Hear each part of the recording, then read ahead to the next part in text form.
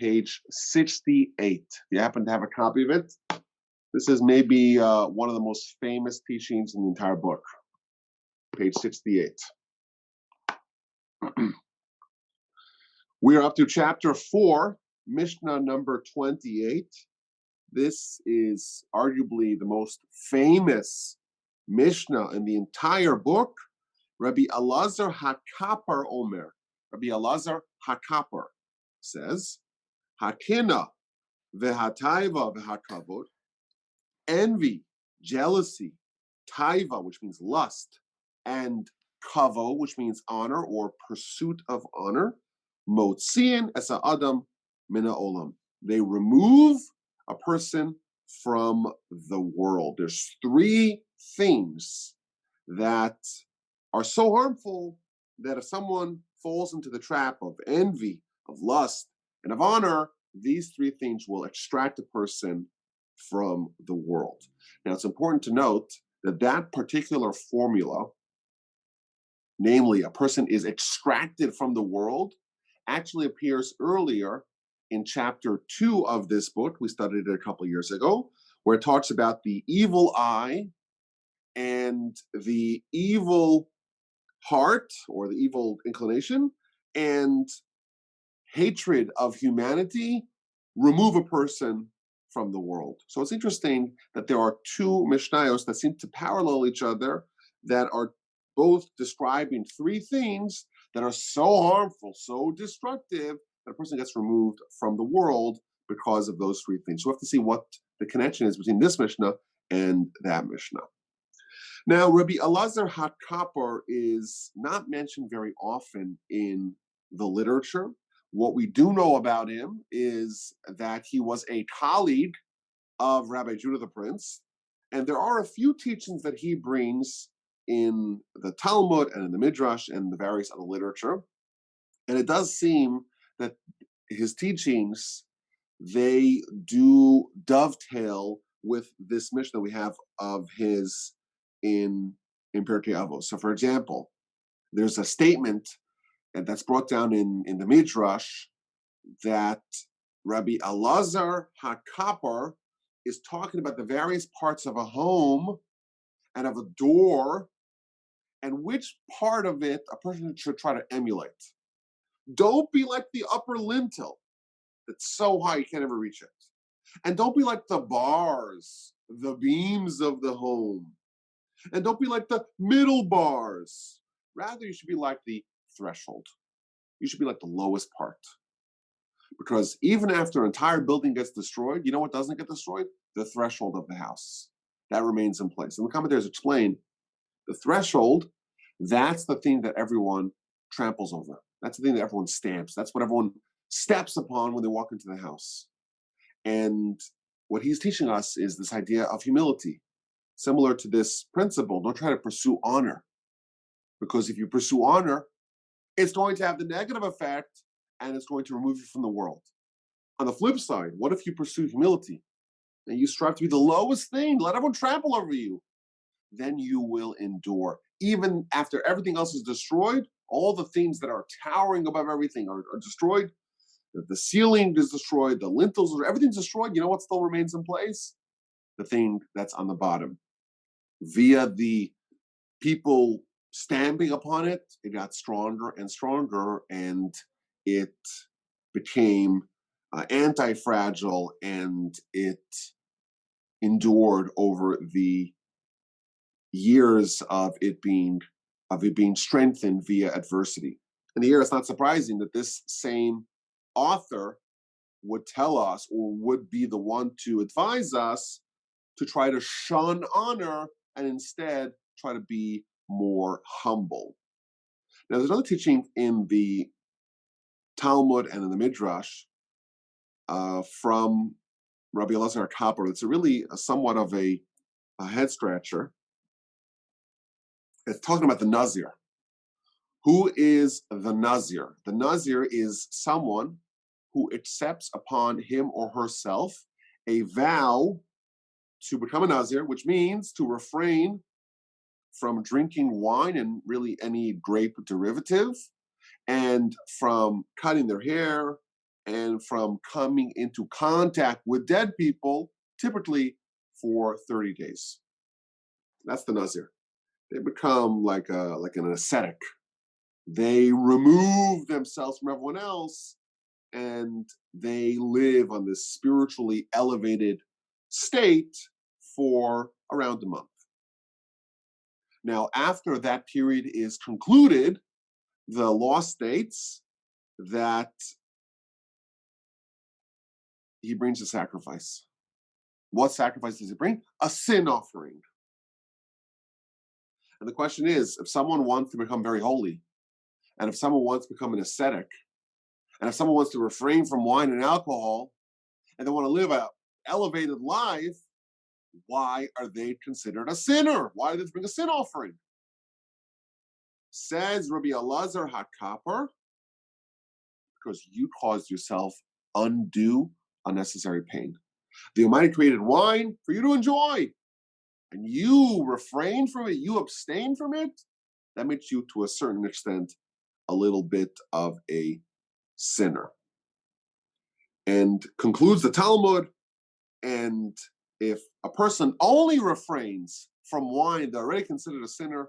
How much more of a sinner is someone who refrains from all kinds of worldly pleasures? Now, the reason why this is a head scratcher is because in our Mishnah, Rabbi Elazar HaKapper is the one who's telling us that we should not pursue a life of lust. We should not pursue a life of pursuit of physical pleasures, of physical indulgences. Yet this same author in the Talmud tells us that the Nazir who refrains from physical pleasures, you would think that that would be something that he really loves. Yet he describes him as a sinner. So clearly there is a difference between lust for physical pleasures and asceticism and monasticism. There's this happy medium in between where someone could enjoy life.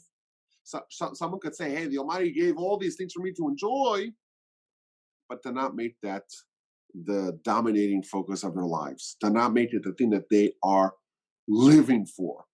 It could be the accoutrements of life. It could be the accompaniment of a good life. The Almighty says, hey, I want you to focus on spirituality. That is your ultimate objective. But let's sweeten things a little bit with physical pleasures as well, provided they don't become the dominating force of your life. So those are some of the teachings that we find of his in the scripture, in the literature. And it does seem like they do fit into this persona as portrayed in our Mishnah. Now, one more interesting tidbit about this particular sage, we know that there were many sages that lived all over the land of Israel. And today, there is a burgeoning scene of archaeology in Israel. So much history in the land, so many great sages that have lived there, so much richness in antiquity in this land, and they're discovering a tremendous amount of physical remains of the previous cultures and societies and peoples that have lived there. And there's a lot, by the way, of archaeology in the land of Israel. They did discover the entrance of the lecture hall of the academy of Rabbi Elazar HaKapper. They found a very ornate door, like a gate, decorated with all kinds of birds, and it has an inscription in it: Ze Beis Midrasho Shel Rabbi Elazar HaKapper. This is the Beis Medrash. This is the study hall of Rabbi Elazar HaKapper. Apparently, it's the only archaeological finding from that era, about 2,000 years ago, the era of the Mishnah, that has the precise words Beit Midrash, the words that we still use today, study hall. And it's interesting that this is the particular Tana, the particular author of the Mishnah, who we did discover that particular formulation and we still have it today, and it's still available. You could go to the northern part of Israel, and you could see it in a museum. Okay, so he's telling us that there's three sins or three pursuits that remove a person from the world: envy, lust, and honor. Now, the commentaries are quick to point out that in each one of these three things, there's a good version. There's a good kind of envy. There's a good kind of lust. There's a good kind of honor. So, for example, if I'm envious of someone else's good character, if I'm envious of someone else's good deeds, if I'm envy of someone else's spirituality, that is a good kind of envy. If it's going to spur you to try to improve yourself, fabulous. That's a good thing. That is the kind of envy that we can embrace. There's a good kind of lust as well. So, for example, say just talk about the lust that exists between a husband and wife. That is a kosher lust. That's why it was created. And by the way, I'll point this out, according to the Kabbalists and according to the literature that talks about these stuff, the more lust that exists between a husband and wife, that is going to affect the kind of soul that they are able to access. And the more love and desire that exists between a couple, the higher, so to speak, a level of soul that they can access for their progeny. A really interesting and maybe even a little scary idea. But it's a good kind of lust. And I would also add that if someone could kind of marry lust for good things, that is actually a very adroit way of advancing spiritually. I'll give you guys an example. My son, you should live with me well, my son Yoshua, he has two kids in this class. They love studying Torah together. So they're learning Mishna. So when they finished the Mishna of the book of Sanhedrin, I said, okay, I'm making a big party. We're going to buy pizza, we're going to buy French fries, and we're going to have a huge party to celebrate that you finished this book of Talmud. So a few weeks ago, of Mishnah. So a few weeks ago, they finished Sanhedrin, and we made a big party, and now they moved on to the next book. And this is the book of Makos.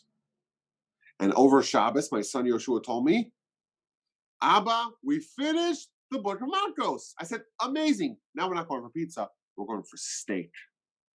I'm going to buy bitch steaks. We're going to grill them. We're going to have a great time together.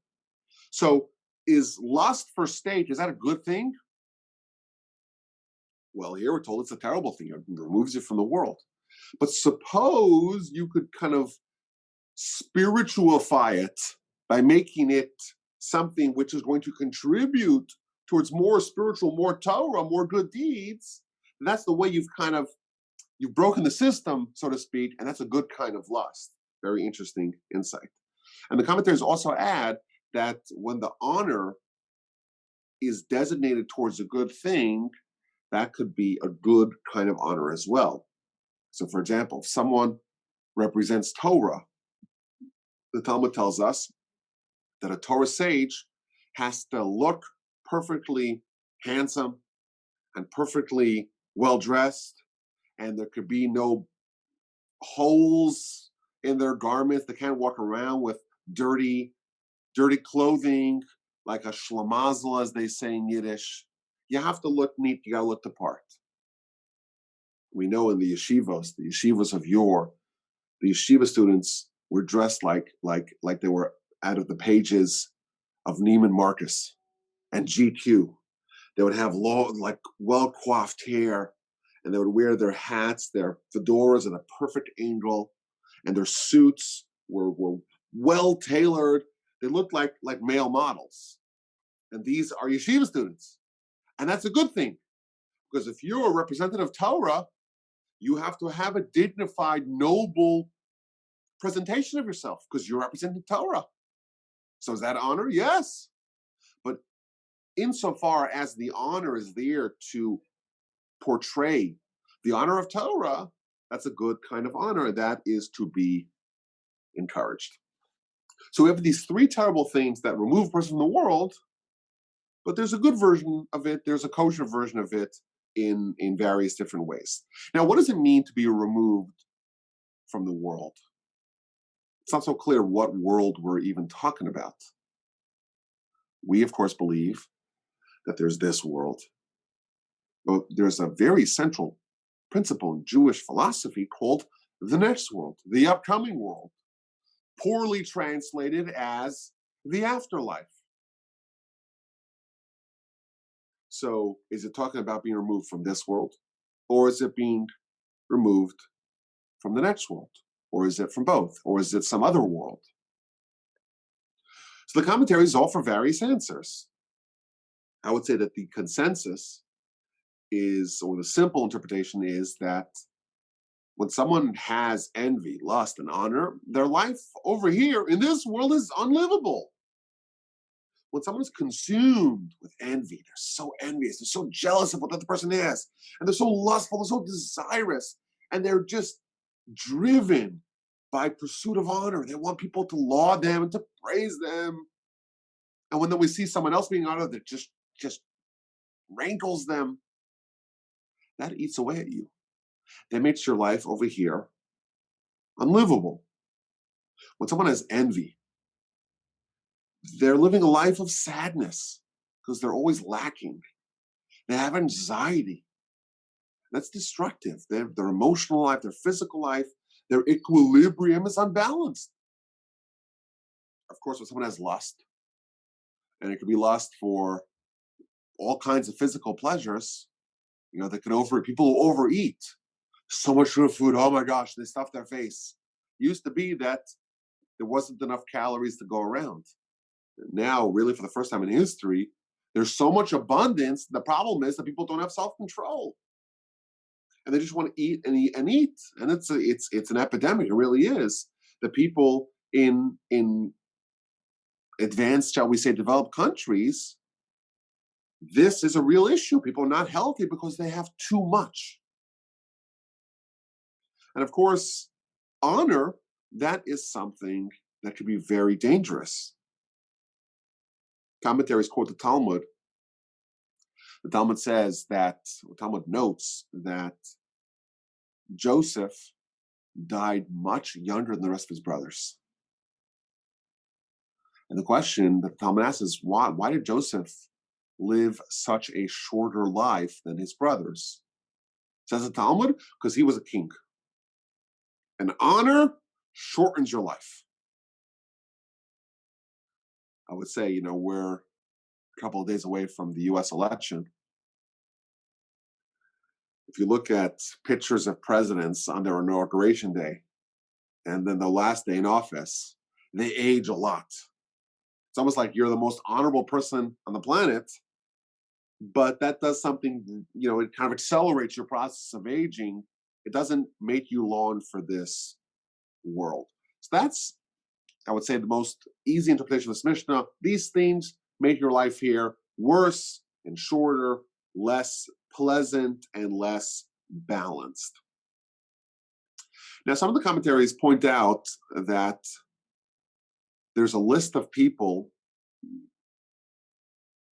who lose their portion in the afterlife. They lose a portion of Olam Haba.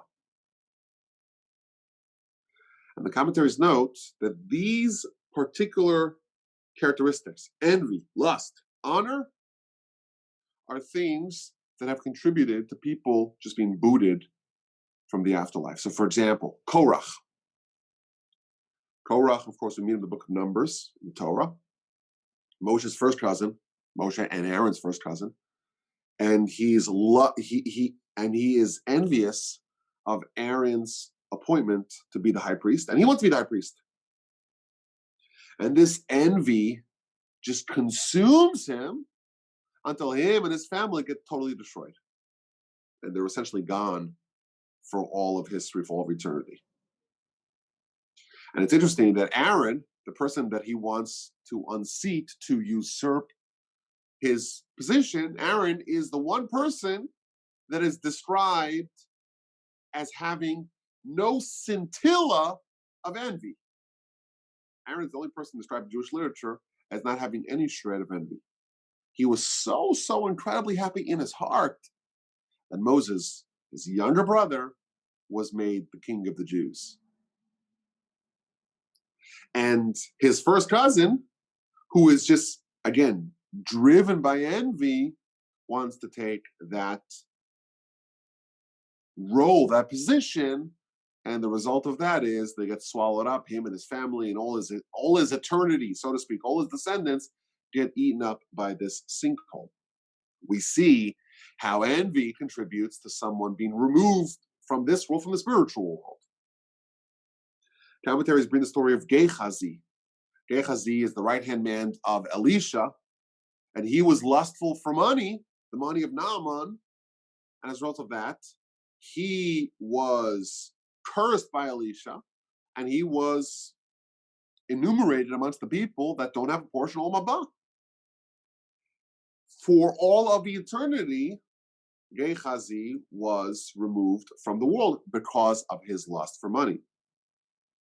And finally, Jeroboam, the king, so to speak, of Israel, not of Judah, after the split, after King Solomon dies, his son Rehoboam displays poor leadership, shall we say, and a different gentleman whose name is Yerovam, so Rehoboam and Yerovam, there's a little bit of a civil war, and the northern kingdom of Israel secedes from the southern kingdom of Judah, and then they kind of exist concurrently as different nations, as different kingdoms.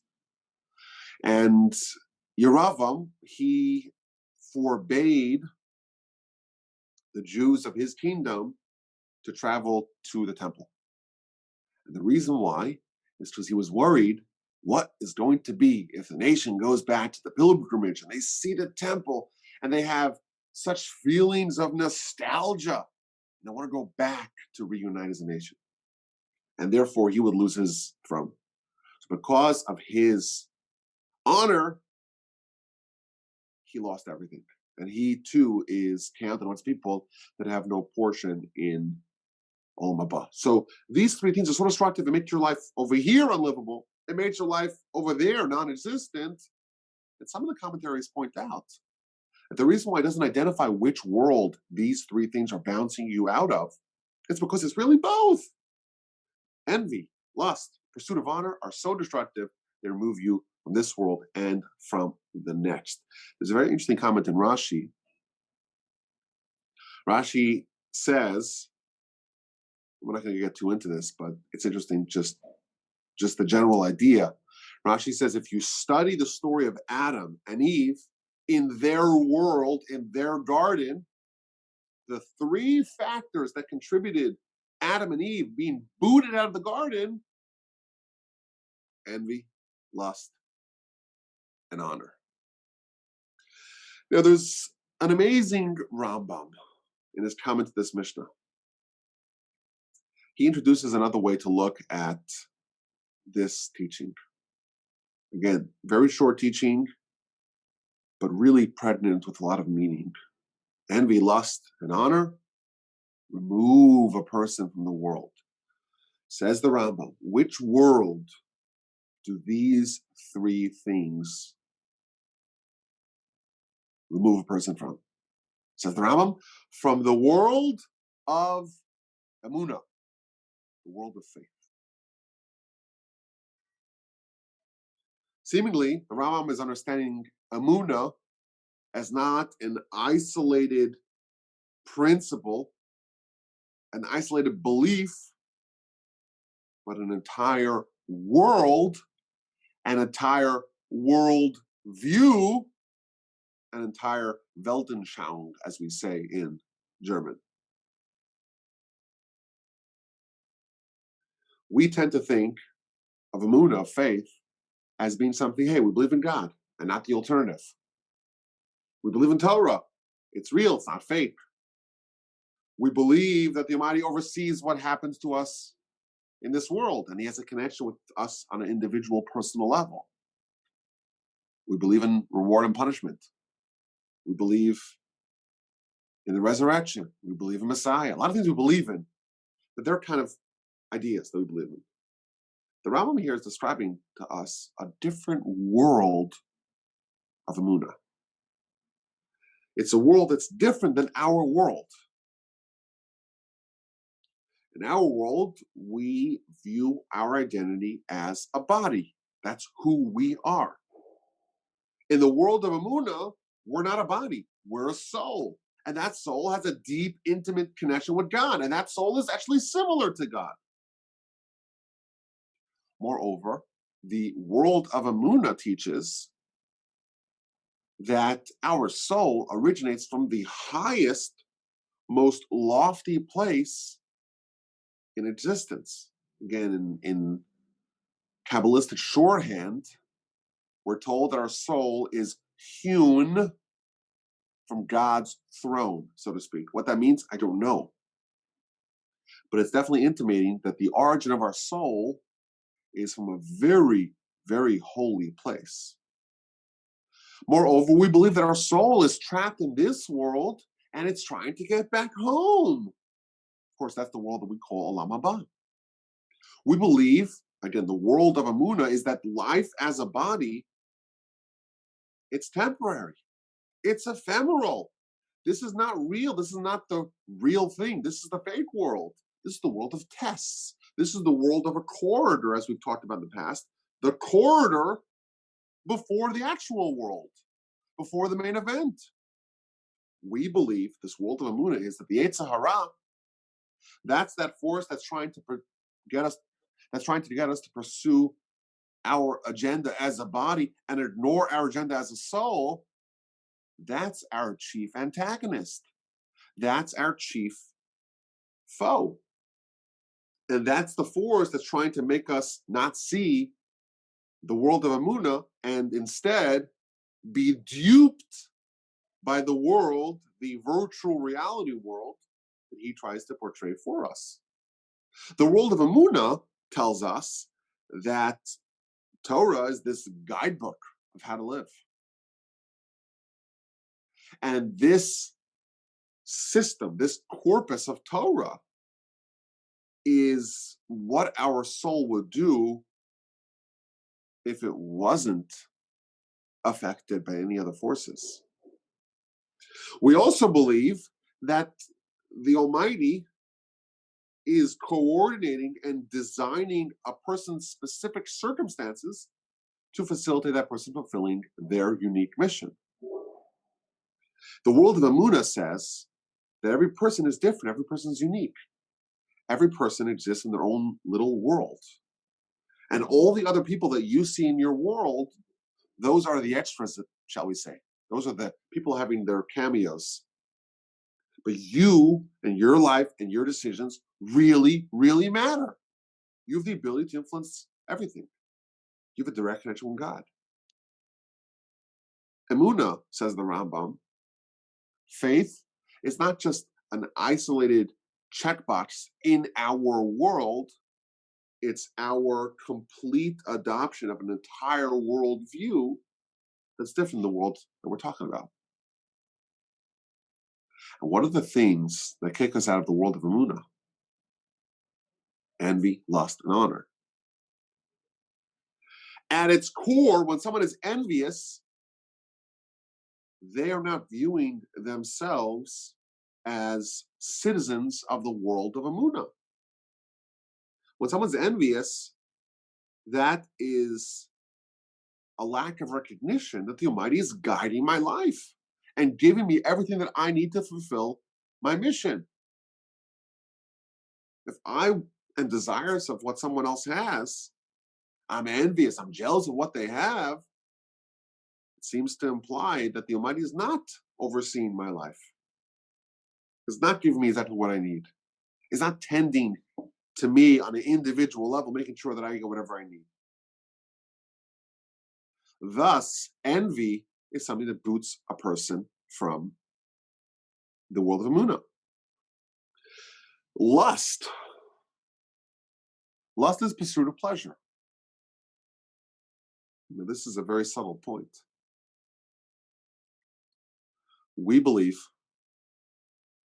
that humans are actually hardwired to seek pleasure.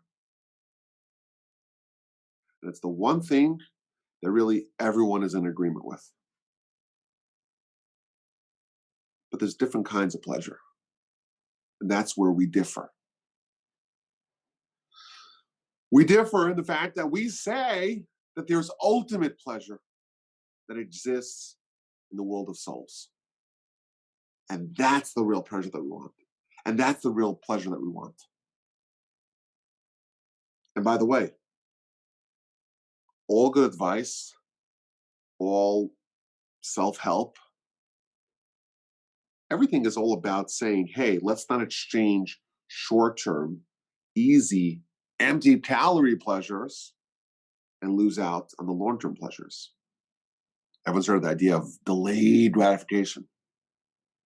Yes, you could get something easy, cheap now, but if you put in the effort, you work harder, you get something much, much better, much more valuable down the road.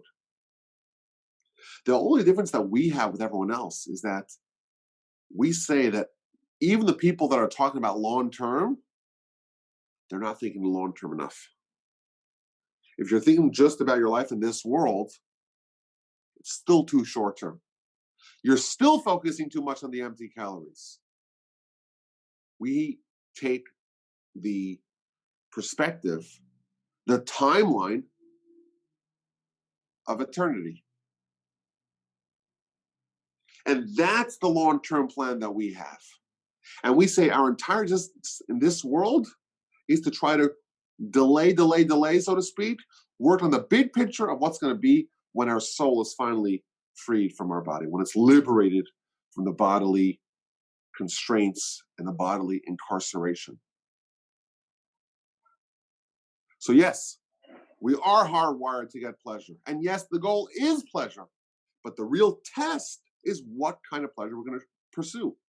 Is it going to be the physical pleasure, the material pleasure?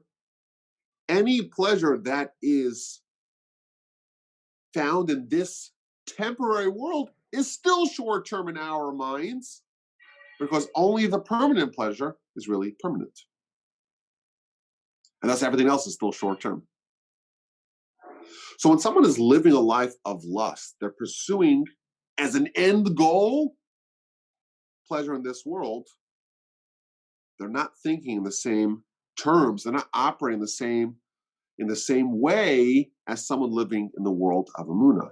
Now, Rabbi Elazar Kapra is quick to tell us, this doesn't mean that you should totally shun, you should totally eschew all forms of worldly pleasure. Don't say, oh, I'm not going to have wine, I'm not going to enjoy this world. No, that's not what he's saying. You should enjoy this world. But there's a difference between making it your goal and making it something to help you get towards your goal. And that's a critical point. Lust, where it's so harmful, where it's so destructive, is when that is the goal. And that's where you're pursuing towards. That's where everything's directing you towards. That's the problem. Ideally, we ought to be focusing towards the ultimate pleasure, namely that of Olam Haba, of a spiritual pleasure, and all the other things are there to facilitate, to enable, to be fuel for the journey, to assist us towards getting that goal. Let's enjoy the steak, but the steak is there to facilitate the Torah, to facilitate the ultimate permanent pleasure. And finally, honor. Honor, the whole notion of someone saying, I am deserving of honor, conflicts with the very basis of the world of Amunah. The world of Amunah acknowledges that God is the sole creator. Everything else is a creation. Angels, animals, the whole world, the galaxies, a human. Everyone is a creation. And only a creation, and only a creator is worthy of honor. A creation is never worthy of honor. And therefore, when someone says, hey, I deserve honor, I deserve plaudits, again, it's obviously not directly, but they are inferring, they are tacitly acknowledging the fact that they're a creator. We believe there's only one creator, it's only God, and thus the pursuit of honor is something that is destabilizing the world of Amunah. The commentaries note that a king is the person that is most worthy of honor. In fact, the verse even says you should have a king, and you should always have reverence for the king, and therefore you cannot see the king in a compromising way. You're not allowed to witness a king bathing. You're not allowed to see a king getting a haircut. You have to always have the requisite amount of reverence for a king.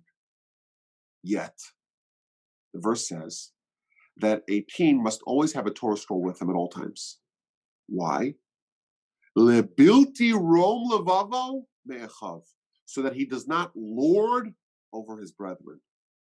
If the king, the person that is most worthy of honor, is told not to have honor, not to have excessive honor, certainly people like us, simpletons, lay people, should not be pursuing honor. Now, we mentioned earlier that there is a very similar Mishnah in chapter 2, verse Mishnah number 16, that seems to parallel our Mishnah. In that Mishnah, it says, an evil eye, the evil inclination, and hatred of humanity remove a person from the world. So the commentaries explain that these Mishnahs are actually paralleling each other. An evil eye is the ultimate manifestation of envy. An evil inclination is the ultimate manifestation of lust. And hatred for the people, that's what happens when someone pursues honor. What's an evil eye? An evil eye means when you see someone and you seek harm for them. You're envious of them, but you're not sufficient to say, hey, I want what they have. The next level is when someone says, I want them to suffer. I want them to lose. I want them to have less. I want them to falter. So with these missions, they're kind of paralleling each other. Envy, you may say, hey, it's kind of harmless. It's innocuous. A little bit of envy. You're not causing anyone pain. But that could progress. If you don't nip it in the bud, before you know it, the envy has mushroomed into an evil eye. Similarly, lust. Yeah, lust, again, seems pretty harmless. Hey, it's only natural. I have some testosterone. And what do you know? It's hormones. I'm a little desirous. I'm not in control so much. Before you know it, that too balloons into an evil inclination, which again, the Talmud says is a foreign god.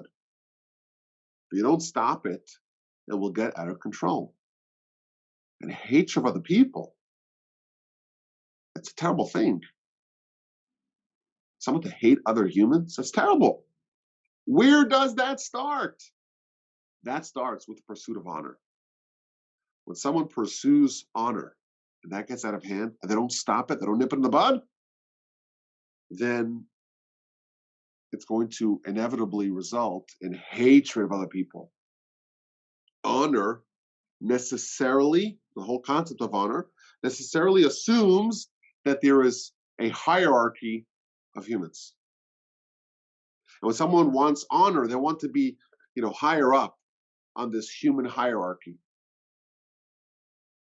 And the second they allow that to fester, they start looking down at their competitors. Hey, there's only one person atop this hierarchy. There's only one person who's the king of the mountain, who's on the very top of the totem pole.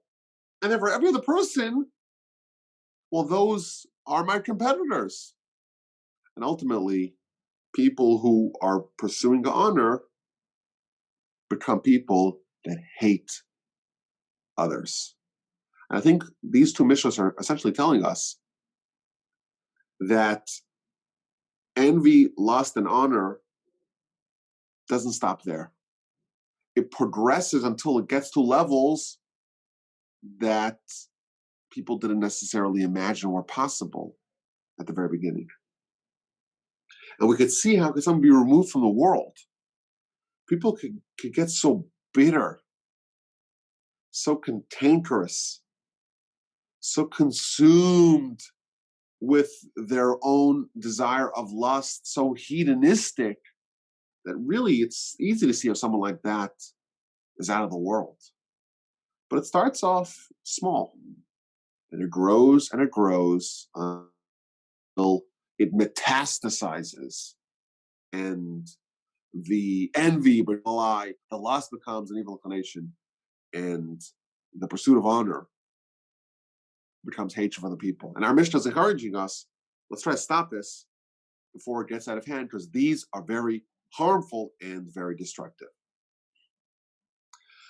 I want to conclude with a theory that I developed a couple of years ago. I'm very proud of this theory, so you let me know if you like it as well. As always, my email address is rabbi@wolbe.com. Let me know if you like it. If you don't like it, let me know as well. So the Mishnah tells us that envy, lust, honor remove a person from the world. It's not so clear what the mechanism here is. What does it mean? A person is envious? Okay, they're not in the world. Again, like we mentioned earlier, the world is not identifying which world it is. But what happens when someone has envy that contributes to them being removed from the world? So here's what I want to suggest. Tell me if you like it. There's a very critical teaching in the Talmud, in the book of Tainus, page 11a.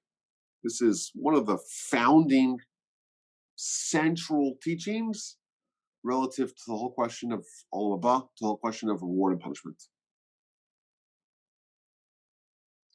Of course, we believe someone does a mitzvah, someone fulfills the will of God, they get a reward. Someone does a sin, they disobey the will of God, well, they get punishment. Very central belief. You read the Torah, it's clear. Torah again and again reiterates the point: you do good, you get good; you do bad, you get bad. But how and where and under what circumstances are the reward and punishment dispensed? That's more of a mystery.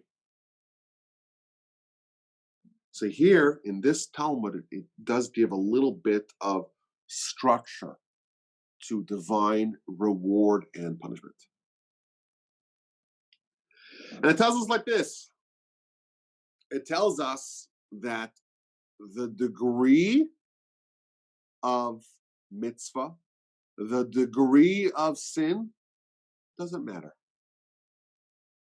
If you do the smallest mitzvah, reward is coming your way. If you do the smallest sin, punishment's coming your way. Now, it might be more reward. Now, it might be less reward than a big mitzvah, and it might be less punishment than a big sin, but it doesn't matter how large it is. However large or small it is, it's going to trigger this divine process, this divine reward and punishment. However, this is the critical point. Says the Talmud, it matters how a person is in aggregate. Meaning, if a person is righteous, then their reward and punishment regime is going to be different than if a person is wicked. How so? So here's what the Talmud says. A righteous person is punished in this world and rewarded in olam haba. A wicked person is the opposite, is rewarded in this world and is punished in olam haba. So we have this world, the physical world. We have olam haba, the spiritual world. Someone does a mitzvah, they get rewarded. Are they going to be rewarded in the physical world or the spiritual world? It's not so clear.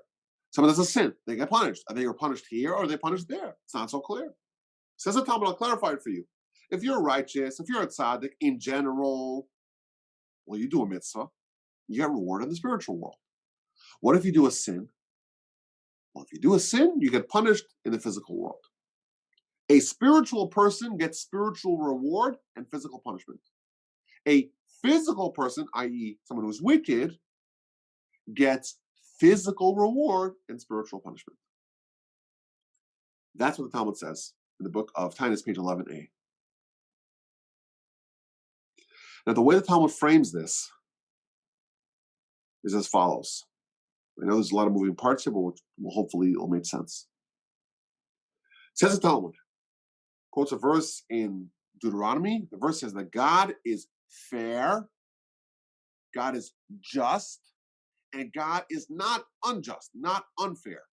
There's no iniquity in God. And therefore, because God is fair, God will reward even the wicked if they do a mitzvah. And God will punish even the righteous if they do a sin. God's fair. There's no, as we say in Yiddish, protexia.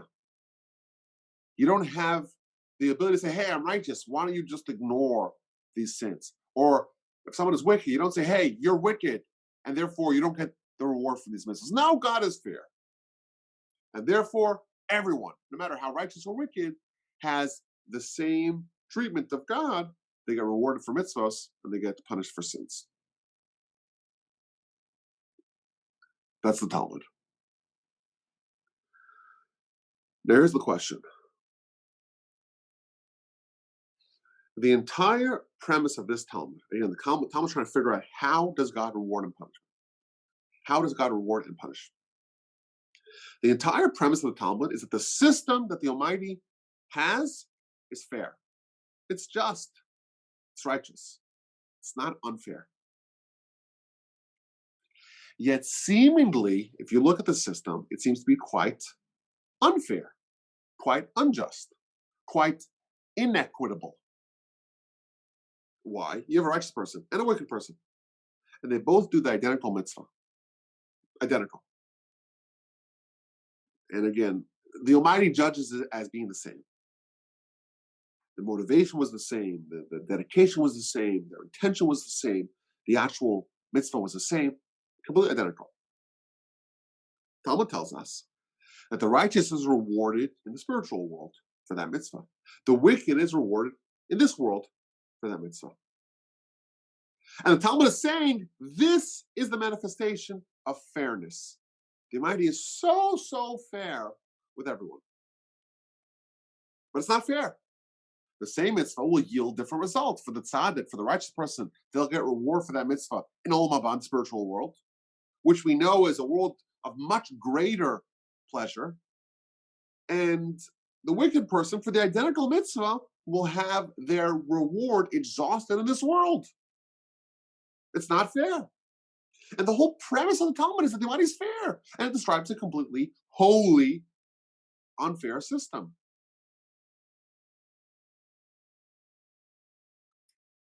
Thus, the Talmud really is in need of an explanation. So here's my suggestion. The Almighty is fair. And every mitzvah, no matter how small, is rewarded. And every sin, no matter how small, is punished. And no matter how wicked a person is, if they do a mitzvah, they get rewarded. And no matter how righteous a person is, if they do a sin, they get punished. Completely fair. But the Almighty's fairness extends to such a degree that the Almighty says, I'm going to allow you to choose in which world you want to be rewarded for your mitzvah. Not only is the Almighty saying, I'm going to reward you for every mitzvah, fair, and I'm going to punish you for every sin, fair system.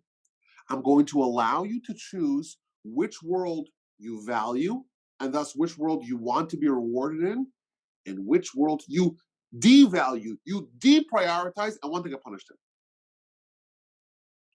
And therefore, the tzaddik implicitly says, the righteous person says, I want the spiritual world.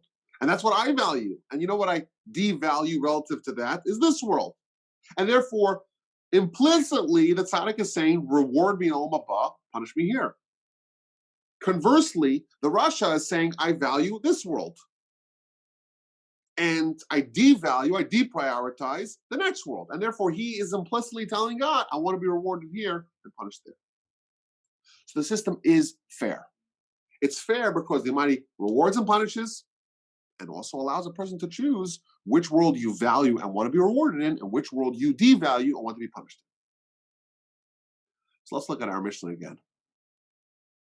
There's three things that remove a person from the world.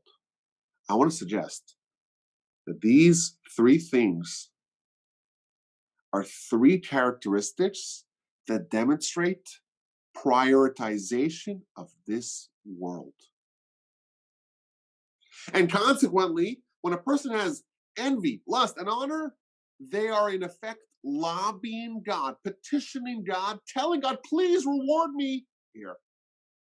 And please don't hold the reward for Olam Haba.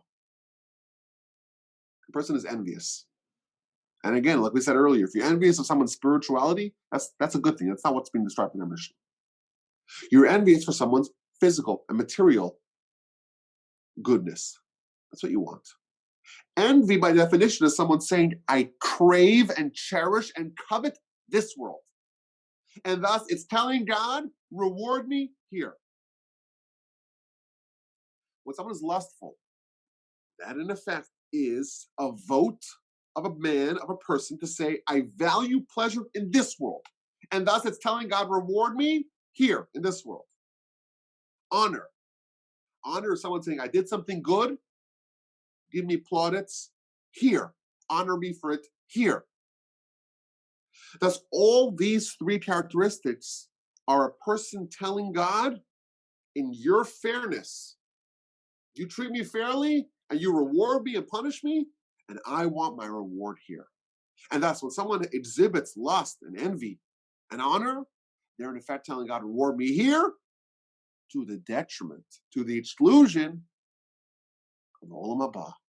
And thus, when someone is envious, lustful, and seeking honor, in effect, they're going to be kicked out. They're going to be removed from the world, from the spiritual world, because all their reward is going to be given to them, delivered to them here in this world.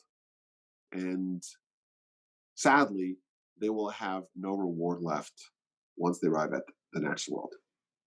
I thought that was a very clever way to frame the mechanism of how a person gets booted from Olam Haba because of these three things. Because these three things are a person telling God, hey, reward me here and not there. And that is something that the Almighty says, you know what? I'm fair.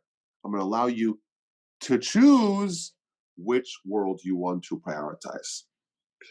So that's this teaching in the Mishnah. It's a very short teaching, and there's a lot of meaning to it. These three things are things that, we're familiar with that.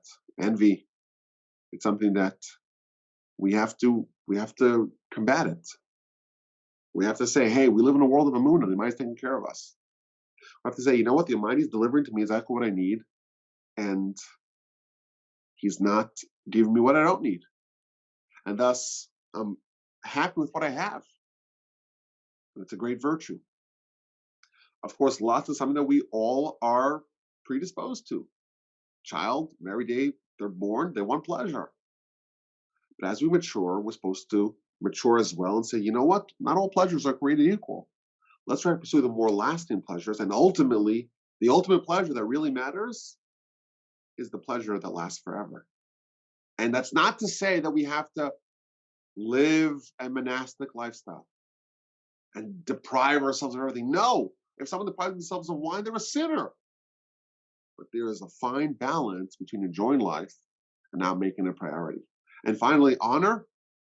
If you want honor, you are saying that you're a creator and you're negating God, and you're going to come to actually hate other people.